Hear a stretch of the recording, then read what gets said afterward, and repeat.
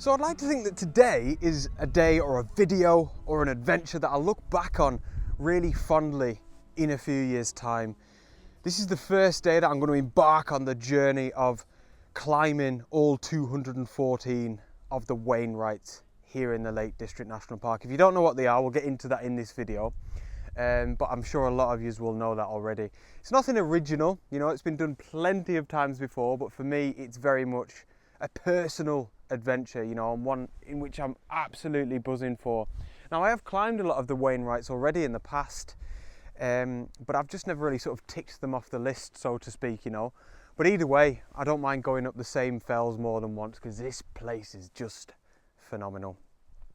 So of course I'm a landscape photographer, so each adventure is going to have a little bit of a photographic spin on them as well, which I'm so excited for. As if I have this opportunity. I'm so lucky to be able to go up 214 fells over the next however many years, whatever, and photograph them. Oh, that is bright. So, what a treat. And more than anything, I would love for you guys to join me on this adventure. Fell number 1, Whiteless Pike. Let's crack on.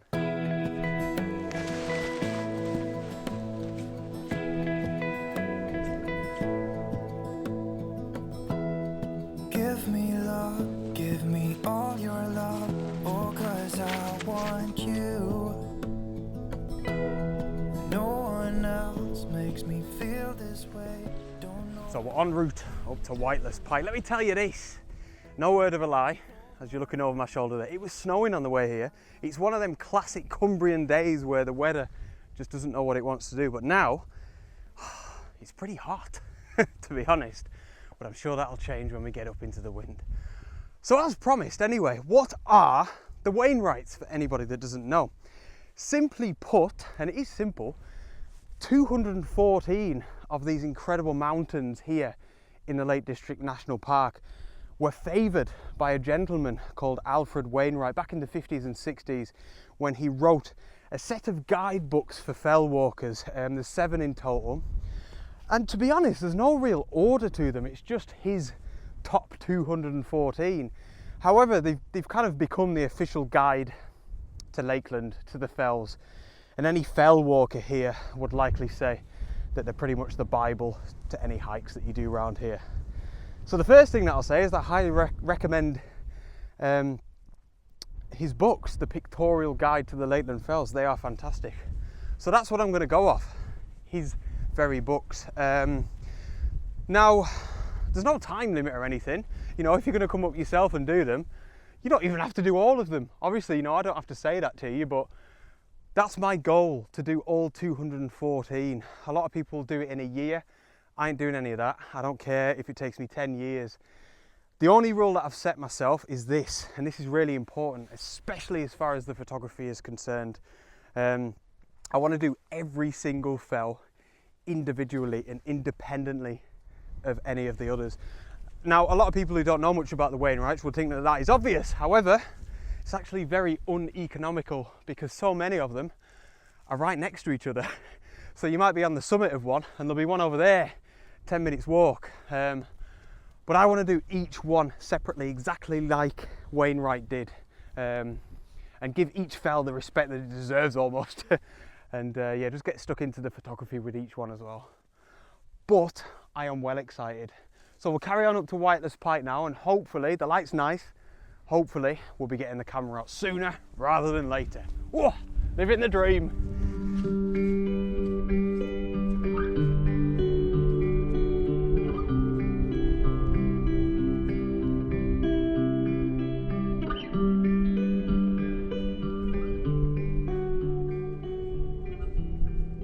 So just as predicted, the wind has picked up and it is now freezing. So I'm really glad that I've dressed for the occasion. But this, let me tell you, what a hike so far. I'd say I've been probably a little bit surprised by the first section. It's been quite plateaued and flat, gradual climb and a little bit moorlandy, but the views, guys, unbelievable. We're looking right down into Buttermere and Crummock Water. The vistas are 360, panoramic. It is sensational, so I'm having a great time. So I've come around this corner here, as you can see there, just as I'm about to start ascending properly up to Whiteless Pike. I've been greeted by this on your far left hand side, this wonderful view back down to Crummock Water, then Lowes Water, and then off in the background, the icing on the cake, Scotland and the Galloway Forest Park at Dumfries and Galloway to be specific. It's one of them vistas, guys, that just keeps going and going. So I'm taking what is going to be the first shot. This is a big one. It might not feel like it now, but this is one that I might look back on as the first image of this huge adventure. So I've got the long lens on. I'm shooting at about 17mm, f11, 1/60th of a second at ISO 100. And it's pretty much just using the telephoto lens to get right into the meat of that view. What is mint here in this scene, you can probably tell just by looking at it here, is the light. Yes, it's still fairly harsh, but I really like that contrast in this scene. On your very far left hand side, we've got these really dark shadows on the fells, and then on the right hand side you can see is the light, and then we've got this nice splash of light here in the foreground as well. Absolutely fantastic first image.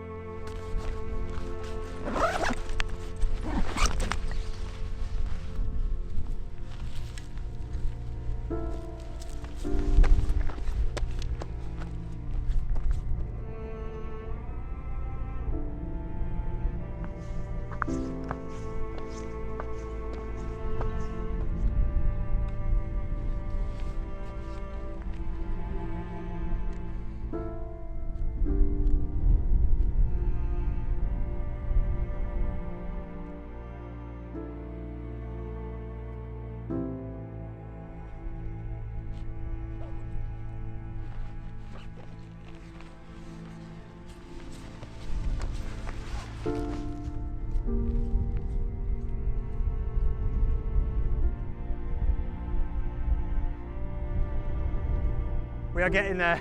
We're on the final straight now. Look at that. And you can see the light. It is glorious. The wind's dropped down a little bit since we've come out of, well, I don't know really. We've come over this moorland here, and it seems like Whiteless Pike is shielding us a little bit. Oh, that's bright, isn't it?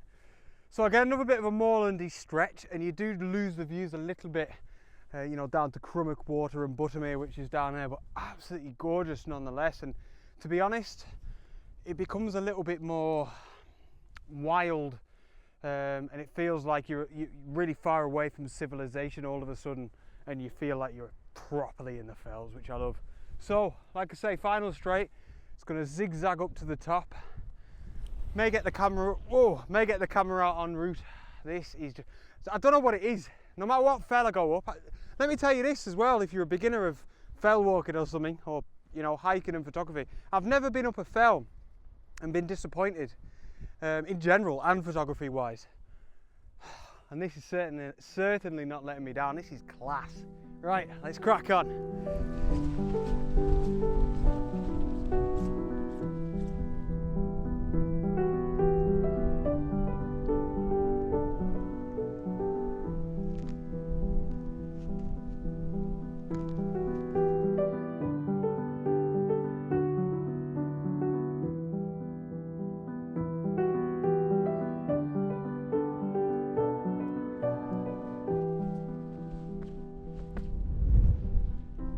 Oh, so the wind is picking up now, and look at this scene.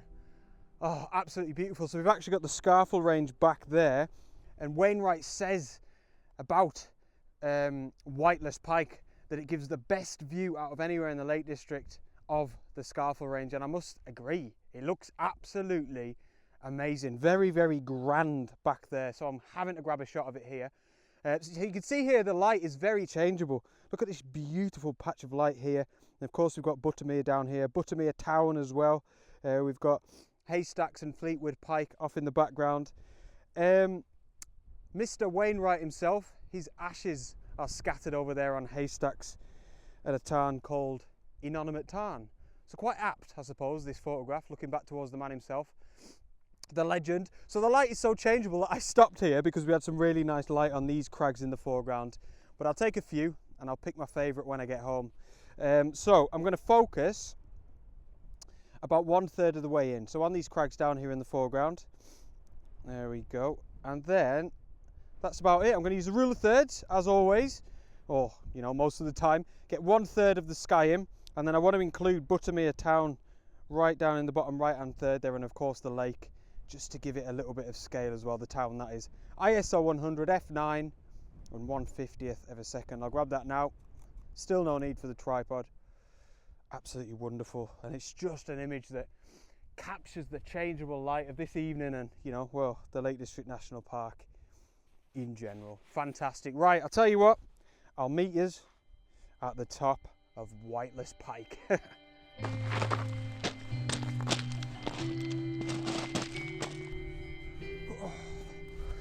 Here it is, the summit cairn. Now that is an anticlimax of a cairn if I've ever seen one, but I tell you what is not an anticlimax. Oh, the views are amazing. Let's give it a tap. Oh, beauty. Ridiculous. Can you even see me there for that sun? What are we at? 25 minutes till the sunset. So good timing. What I want to do though is try and capture some of these vistas while the light is hitting the fells. It is phenomenal, and just like I said before, guys, that vista of the Scarfell Range, potentially one of the best panoramas I've seen in the whole national park, which is saying something. Perhaps I'm overexcited because this is like the first one, but that is absolutely class. What I'm going to do is grab a panoramic shot of those fells. I'm not going to show you because it's really simple. I'm not going to include any foreground. I'm just going to use the telephoto lens, 4 or 5 photographs from left to right, and the light is absolutely stunning over there, and the sky is half decent as well. I'll get that in the can, and then I'm going to scour around because I'd like to get one more photograph at sunset proper. Mega. Whoa!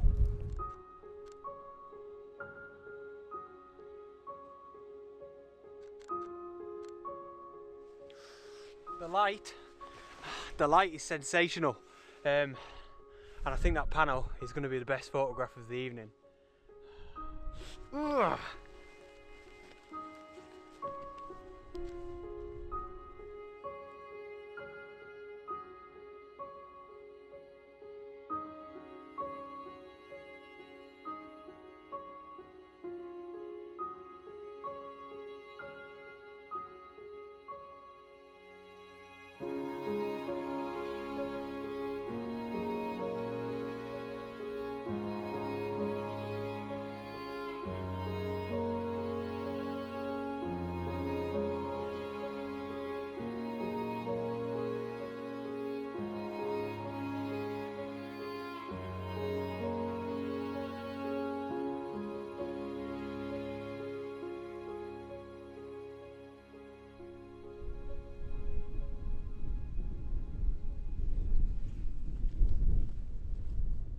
So I'm just getting the last photograph of the day now. I think I've probably just got it in the best light. You know what, I was just thinking, let's just forget about the camera for a minute again. Let's have another one of these chats. These are some of the best moments of my entire life, no matter what it is. Being up on the side of a fell in the Lake District in Cumbria, watching the sun go down, watching the sun come up, or even in the middle of the day, you know, I don't discriminate with the light. It just doesn't get any better than this. And I don't even know what it is, you know, apart from the obvious, the beautiful views and the incredible light. It's such a buzz as a photography, you know, isn't it? The views and the light. But there is something else. It's just so mega. I love every second of it. So special, these moments, just to be cherished. You know, I'm going to remember these moments when I'm an old man. I can't believe I get to do this as often as I can. I'm so grateful, I'm so lucky. Right, so yeah, last shot of the day. I've stuck the 11-16 wide angle lens on the front, which I always love because it means I've used all 3 of my lenses, which I've carried all the way up here. and I've put it on. I don't know, I'm going through a Sunstar phase, all right? If you watch my channel regularly, you'll know I'm mad for a Sunstar at the minute. But you see there, the sun, it's actually just gone down below a bank of cloud on the horizon. So it's a good job I got up here early. You know, that's a good tip. Don't aim to get here. Don't aim to get to a summit as the sun is setting. Give yourself a little bit of time at the top, especially if you haven't been up there before. But yeah, wanted the Sunstar. So my Tachina lens grabs them wonderfully. Shooting at 11mm, just got this gorgeous vista looking back down to Crummock Water and Lowes Water once again is going to be in the frame. But the light is absolutely wonderful. So it's a bit of a bracket, technically speaking.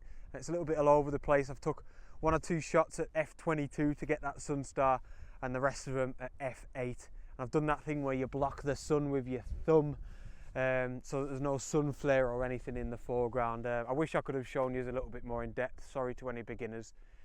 But it's going to come out lovely, I hope, fingers crossed. That is just phenomenal. And this, what a treat! It's one of them again. I've been saying this so much recently, I should get it tattooed on me. It makes no sense because it's such a contradiction, but sometimes I don't even care about the photographs because look at that. It's the camera that gets me up here, but that is just so special to witness. Right, last photograph of the day. I hope you like this one.